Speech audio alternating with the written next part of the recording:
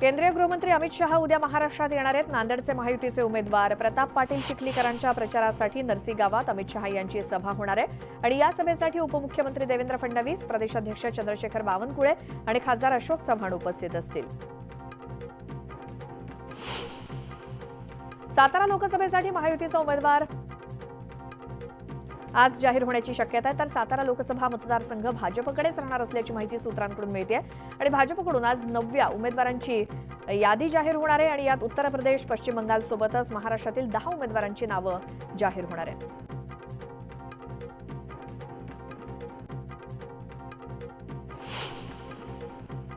तर नागपूरच्या रामटेक लोकसभा मतदारसंघातील कन्हानमध्ये पंतप्रधान नरेंद्र मोदींची आज प्रचार सभा होते।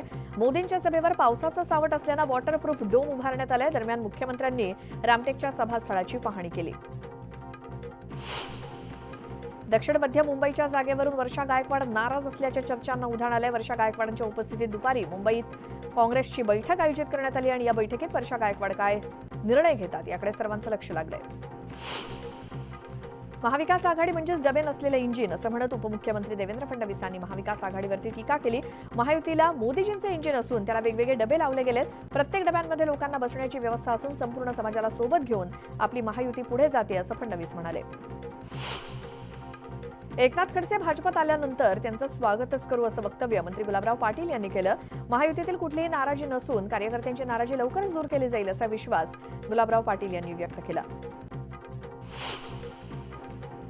राज्यामध्ये 5 ते 6 ठिकाणी अशाच पद्धतीनं वाद असून तीनही पक्षाचे नेते एकत्र बसून हा तिढा सोडवतील असं मंत्री गिरीश महाजन यांनी म्हटलं। तर महायुतीमध्ये कुठलीही नाराजी नसून सर्व पक्ष महायुतीमध्ये सोबत असल्याचं महाजन म्हणाले। काँग्रेस नेत्या रश्मी बर्वे यांच्या याचिकेवरती आज सुप्रीम कोर्टात सुनावणी पार पडणार आहे। जात पडताळणी प्रमाणपत्र अवैध ठरवल्याच्या निवडणूक निर्णय अधिकाऱ्यांच्या निर्णयाविरोधात रश्मी बर्वेंनी याचिका दाखल केली आहे। राज्याच्या अनेक भागांमध्ये तापमानानं 40 अंश सेल्सिअसचा टप्पा ओलांडलाय आणि वाढलेल्या उष्णतेमुळे मुंबईकर हैराण झाले असून राज्यामध्ये 41 जणांना उष्माघाताचा त्रास झालाय। बुलढाणा जिल्ह्याला अवकाळी पावसानं झोडपून काढलं। लोखंडा परिसरामध्ये झालेल्या गारपिटीमुळे शेतातील उभं पीक जमीनदोस्त झालं, तर वादळी वाऱ्यासह झालेल्या पावसामुळे घरांची मोठ्या प्रमाणात पडझड झाली। वाशिमच्या रिसोड तालुक्यातील धोडप, बुद्रुक, गोभणी, गणेशपूर, पाचंबा, खडकी या परिसरामध्ये प्रचंड प्रमाणात गारपीट झाली आणि गारपिटीमुळे रस्त्यावरती चक्क बर्फाची चादर पसरली असून गारपिटीमुळे ज्वारी, बिजवाई, कांदा, लिंबू, संत्रा, आंब्यासह भाजीपाल्याचं अतोनात नुकसान झालंय। अमरावती जिल्ह्याला वादळी वाऱ्यासह अवकाळी पावसानं झोडपून काढलं आणि चांदूरबाजार तालुक्यातील शिरसगाव बंड, जसापूर इथल्या घरामध्ये पाणी शिरलं, तर विद्युत तारा तुटून अनेक घरांवरचे पत्रे सुद्धा उडाले। याची माहिती मिळताच अधिकाऱ्यांनी नुकसानग्रस्त भागाची पाहणी केली। पवई तलावातील जलपर्णी हार्वेस्टरद्वारे हटवण्यात येणार आहे आणि पालिकेकडून यासाठी 11 कोटींचा खर्च केला जाणार असून हे काम पुढील 6 महिन्यात पूर्ण करण्याची जबाबदारी कंत्राटदारावरती असणार आहे। पुण्यातील म्हाडाच्या घरांसाठी अर्ज करण्यासाठी आता मुदतवाढ देण्यात आली आहे। म्हाडानं पुणे आणि पिंपरी चिंचवड शहरातील 4777 सदनिकांची सोडत जाहीर केली होती आणि या घरांसाठी आता 30 मे पर्यंत अर्ज करता येणार आहे। पतंजली उद्योग समूहाच्या जाहिरातींबाबत आज पुन्हा सुप्रीम कोर्टामध्ये सुनावणी होणार आहे आणि या सुनावणीच्या वेळी बाबा रामदेव आणि आचार्य बालकृष्ण हजर राहण्याची शक्यता आहे।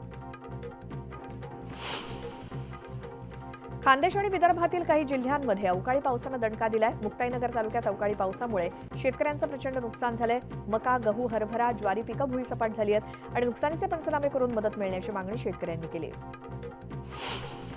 जामनेरमध्ये वादळी वाऱ्यासह पावसानं हजेरी लावली आणि अवकाळी पावसामुळे केळी, मका, गहू पिकांचं नुकसान झालं, तर या नुकसानाची ग्रामविकास मंत्री गिरीश महाजन यांनी शेतकऱ्यांच्या बांधावरती जाऊन पाहणी केली। जळगाव शहरातील कांचननगर परिसरामध्ये एका तरुणाचा मारहाणीमध्ये मृत्यू झाला। चोरी केल्याच्या संशयातून त्याला परिसरातील 4घांनी बेदम मारहाण करून हत्या केल्याचा आरोप नातेवाईकांनी केलाय। पोलिसांनी 4 संशयितांना देखील ताब्यात घेतलं असून तपास सुरू आहे। पनवेल कर्जत दुहेरी मार्गावरती लोखंडी गर्डर बसवण्याचं काम हाती घेण्यात आलंय। त्यामुळे एक्सप्रेस वेवरील पुण्याकडे जाणारी मार्गिका 3 तास बंद ठेवण्यात येणार आहे। त्यामुळे ही वाहतूक अन्य मार्गाने वळवण्यात येणार आहे। महाराष्ट्रासह देशामध्ये 23 राज्यांमध्ये यंदा दमदार पाऊस होणार असून जून ते सप्टेंबर या कालावधीत देशात सरासरी ते सामान्य प्रमाणात पाऊस पडणार असल्याचा अंदाज आहे।